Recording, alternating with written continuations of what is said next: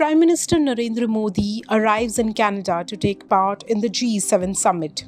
The group of 7 nations, which include the United States, Britain, Canada, France, Germany, Italy, and Japan, hold an annual meeting to discuss and align on key global issues.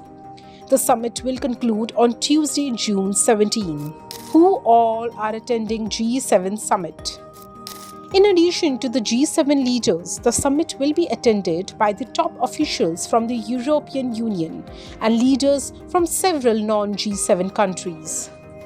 Canadian PM Mark Carney has invited leaders from many countries, including Prime Minister Narendra Modi, Mexican President Claudia Sheinbaum, and Saudi Crown Prince Mohammed bin Salman. Leaders from Ukraine, Australia, Brazil, Indonesia, South Africa and South Korea are expected to take part in the summit. PM Narendra Modi's Canada visit is the second part of his 3-country tour. Now, what's on the G7 summit agenda? The summit is anticipated to be running high on tensions for several reasons.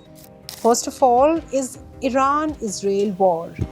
Israel's attack on Iran is likely to shift the focus of the G7 nations. All G7 leaders are well aware of the serious global risk if this conflict escalates. A wider war could pull in more countries and cause a sharp rise in oil prices, affecting both security and global economy. Trump tariffs. Earlier this year, Trump has introduced new tariffs, then paused them for most countries except China.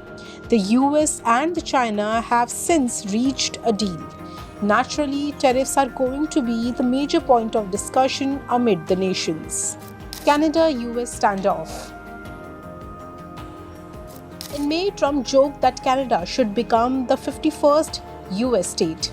Carney strongly rejected the idea, saying Canada was not for sale ever.